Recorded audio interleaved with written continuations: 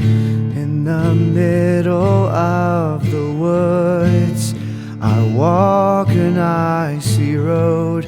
I see the leaves falling down.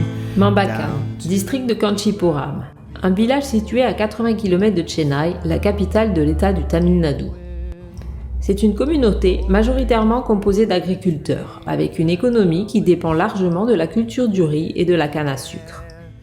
La situation géographique et l'augmentation récente de longues périodes de sécheresse ont créé des conditions météorologiques imprévisibles, entraînant de nouvelles difficultés économiques. Dans cette précarité ambiante, dont les premières victimes sont les jeunes générations, seule l'éducation s'avère être un tremplin, permettant d'avoir un libre arbitre sur le devenir de sa propre vie. En 1988, le diocèse de Chingalput a construit l'école primaire d'Amalahanai pour les villages situés autour de Mambaka. 10 ans plus tard, l'école s'est agrandie, lui permettant ainsi de devenir un collège, ouvrant plus d'opportunités aux élèves pour accéder à une instruction plus complète.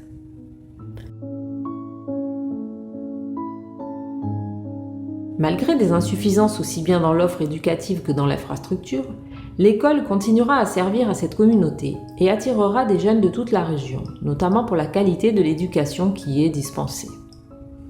Nombreux sont ceux qui parcourent chaque jour des kilomètres à pied ou en vélo pour se rendre à Amalahanai.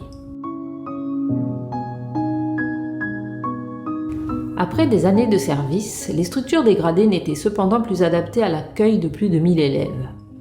Cette situation a même déclenché un avertissement de l'administration. C'est ainsi que la proposition de la construction d'une nouvelle école voit le jour, démarrant ainsi un chantier colossal qui va redessiner l'organisation et la gestion de l'école.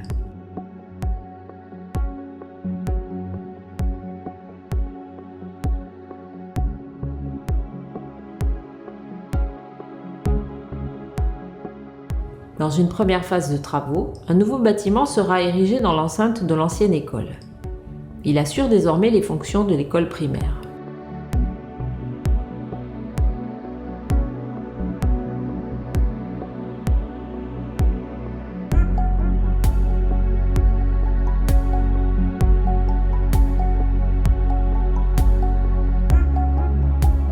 St. Mary's a été inaugurée par Madame Maria Elena Cuomo le 25 février 2016.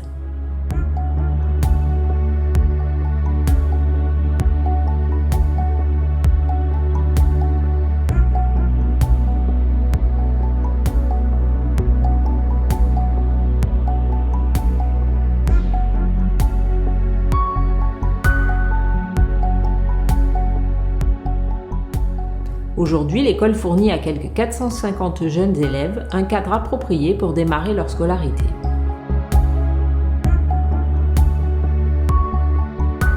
Le deuxième volet de l'ambitieux projet se situe à 1,5 km de ce site, où sortira de terre une nouvelle école pour remplacer le collège existant.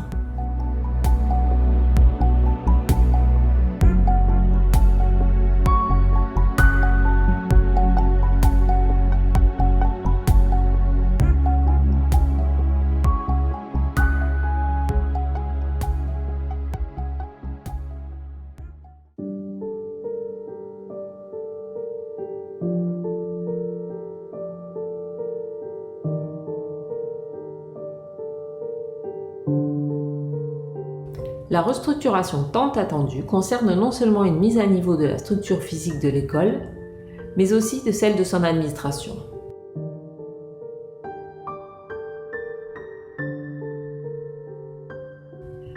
Pour la première fois de son histoire, l'école va assurer les classes supérieures des 11e et 12e niveaux, faisant de l'établissement un lycée. Ce changement de statut va assurément créer de nouvelles perspectives à des milliers d'élèves, dans la mesure où le lycée demeure le passage obligé entre l'instruction de base et les études supérieures, leur garantissant de meilleures opportunités professionnelles.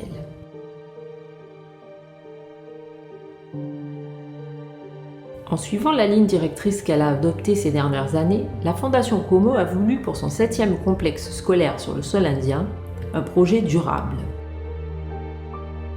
Pour mener à bien ce chantier novateur, la Fondation a trouvé en la personne de Priya Lourduraj, jeune architecte indienne née à Chennai, une complice idéale.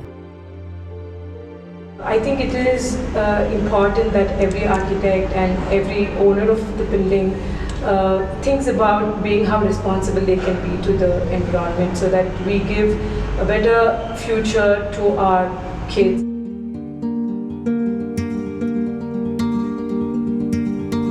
Fruit d'un dialogue constant avec la Fondation, l'école que l'architecte proposera sera un bâtiment répondant aux normes écologiques internationales les plus exigeantes.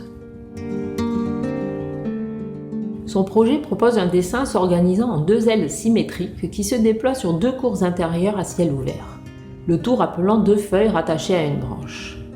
Ce mimétisme discret est comme une résonance de la philosophie verte que le bâtiment épouse.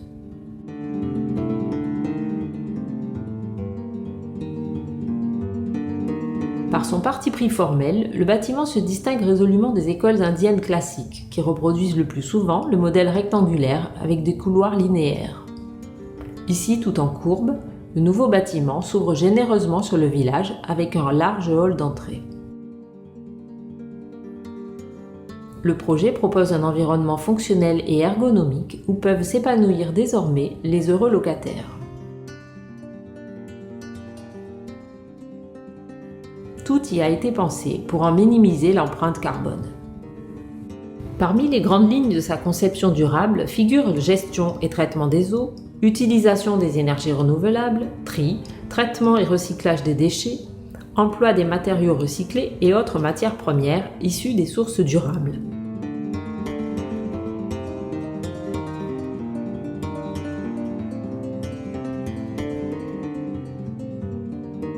Pour les besoins du chantier, les femmes et les hommes ont été embauchés dans le voisinage.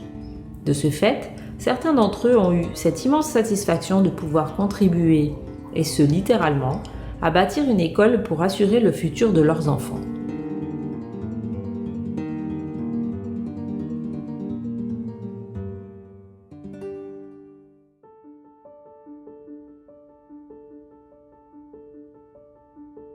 D'autres aspects intangibles sont aussi en place, comme l'éco-citoyenneté inculquée aux élèves et aux enseignants au travers d'un cursus spécial.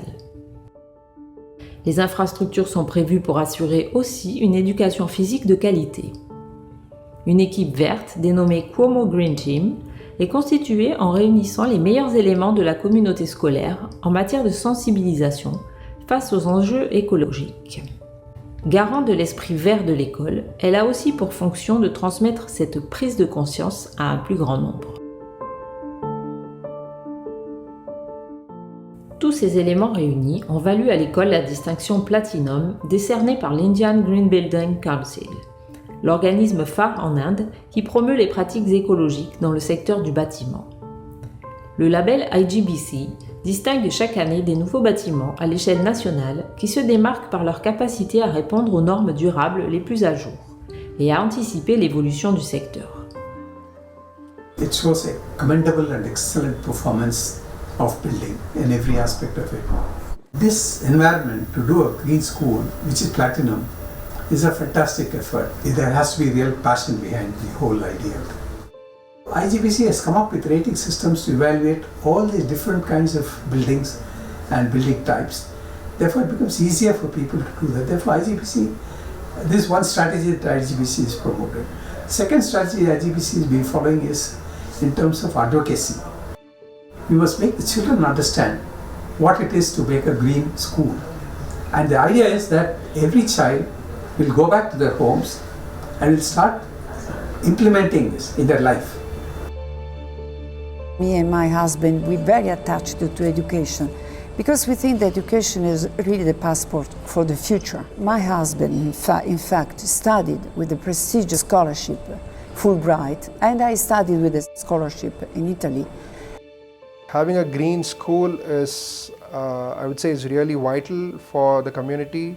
Bringing this green concepts to the grassroots levels is absolutely important. I'd say the most important factor for a school being green is in the immediate context people get to talk about what green architecture is. So the word spreads quickly across the setting, and then once this is spread, this could act as a precedent for other schools in the area. IGBC has stuck to the basic principles of energy saving, because that's very crucial to India.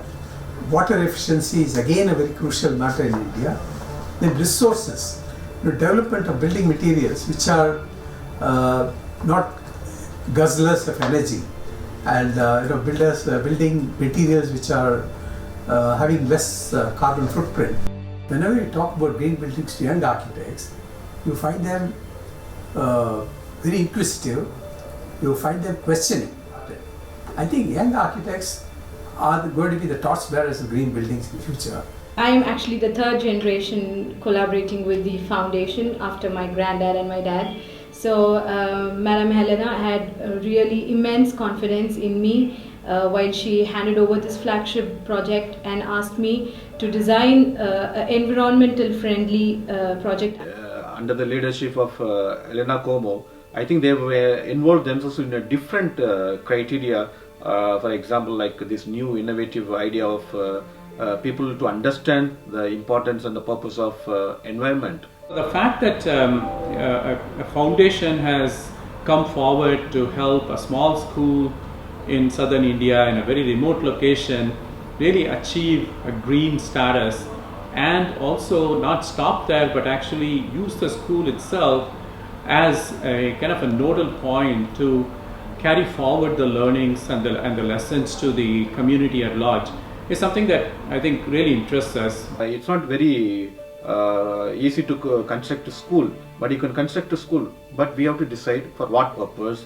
Now we have to be a little more different and then educate the children in a different way. Now we have built a school in Bambakam, wherein we are going to do some extracurricular activities for the children to train them in different fields. For example, giving them entrepreneurship programs and then sustainability programs, which help them in future to build a very good society in terms of green environment. So in this case, this becomes a very unique project compared to all the schools which were built by us. At a school-going age, you're open to all possibilities of the world. And you want to try different things, you want to experiment, you want to take a look at the world around you and see, what you can do to influence it in a positive way.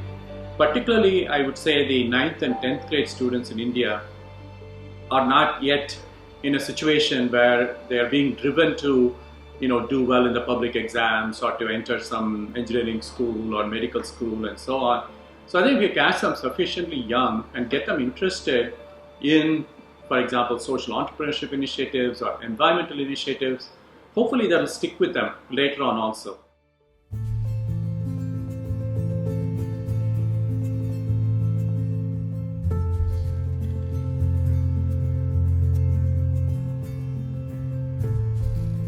Le 20 juin dernier, l'école a officiellement été inaugurée à Mambakam.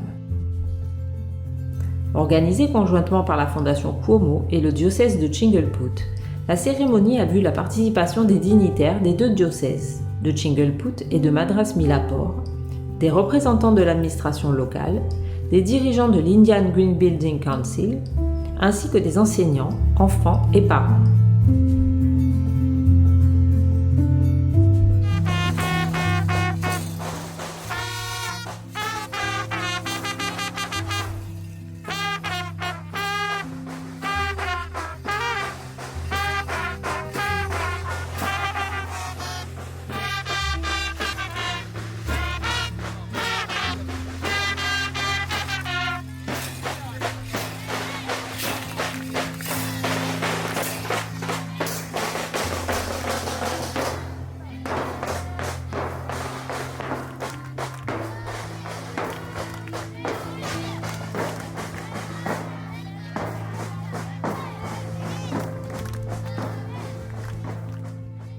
Avec la bénédiction traditionnelle des lieux, prononcée par l'archevêque de Madras Milapore, Monseigneur Georges Anthony Samy, Madame Maria-Elena Como a coupé le ruban, ouvrant au passage une nouvelle ère à la jeunesse de toute une région.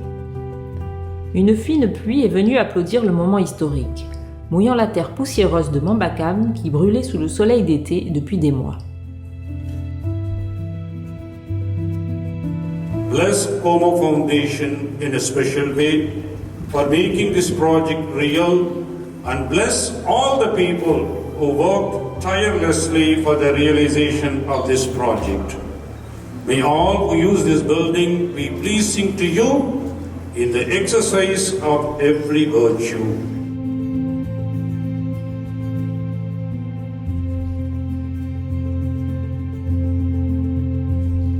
Great honor, pleasure and privilege to be here this evening for the inauguration of the wonderful green school done. And Elena, we are very grateful for all the support you have given. I would like to congratulate all of you for this wonderful school that you have come up with, especially for underprivileged children. I can't thank Mrs. Helena for her trust and confidence in me. Thank you so much, ma'am, because she's been seeing me from 14 years old, and to give this flagship project of the foundation. To thank the Bishop of the Gracious Chingakuta that gave us the opportunity to build this school. Because we started 20 years ago in Kovalam, then Kovalam to Sendivaka, the Sendivaka Kejikamigai, and then we're here in Mandaka. Yes. La journée a été organisée sur le thème Éducation verte et durabilité par les élèves d'Amala Anaï, les véritables protagonistes de la cérémonie, au futur desquels cette école innovante est dédiée. Le spectacle culturel qu'ils ont présenté a été l'un des points forts de la journée. Il a mis en valeur de façon ludique non seulement les compétences culturelles des jeunes, mais également leur prise de conscience face aux enjeux du monde contemporain. Le thème sous-jacent du spectacle rendait hommage aux 5 éléments traditionnels: la terre, l'air, l'eau, l'espace et le feu. Une sagesse millénaire issue de la littérature védique dont découlent les directives écologiques de la IGBC. Offrant un environnement éducatif sûr et construit pour des centaines d'écoliers de quelques 25 villages, le nouveau complexe scolaire de Mambakam est sur le point d'inspirer de nombreuses générations à venir et de laisser un impact durable dans la région. Ce projet novateur incarne la position de la Fondation face aux défis climatiques d'aujourd'hui et s'inscrit dans la droite lignée d'autres projets lancés de par le monde avec des acteurs privés et publics.